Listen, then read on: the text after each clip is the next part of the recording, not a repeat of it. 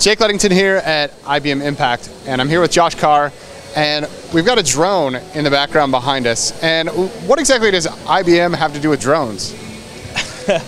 Well, what we're doing today, we're showing off the ability to communicate with this drone using the power of the Internet of Things, and IBM is very invested in that sector at the moment. And this, the drone is our thing today. The premise was I gave myself 20 minutes to create something that you couldn't do out of the box on this. So whenever people purchase a Parrot drone, you're limited to the one device that can connect to it. So I decided I was going to try and create a multiplayer element. And what I've done is I've created a simple JavaScript web page that anyone can navigate to that sends an MQTT message out into the cloud. And then using Node.js, I have wired it up to this drone using which runs on the Node.js API that one can get. And from that, anyone is able to send a message out telling it to take off or fly about. Node.js reads all of those messages up to something like a million a second and can tell the drone what to do from that. So you did that all in 20 minutes? 22 minutes. 22 minutes, that's impressive. So what did you have to enable on the drone to make the communication possible?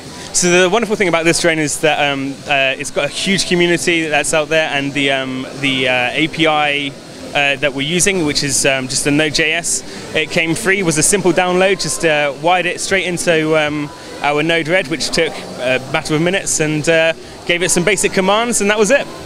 And IBM is, of course, the force behind Node-RED, but what other IBM technologies are involved in this implementation? So I mentioned MQTT, which is basically the protocol that allows messages to be passed. It's really lightweight, and IBM are pushing it to be the protocol for the Internet of Things. It's got things like quality of service and last will and testament, which is carried on from our larger MQ series, but it requires very little working and programming. You just need a broker, and for that we're using a message site. MQTT and Node-RED are both open source and free, and message site for developers can be downloaded for free off one of our websites, and can be utilized straight away. So I assume that the drone and many of these other demonstrations of Internet of Things that are going on here are kind of meant to be more inspirational than necessarily practical. What is it that you're hoping to inspire developers to do by showing off these kinds of things?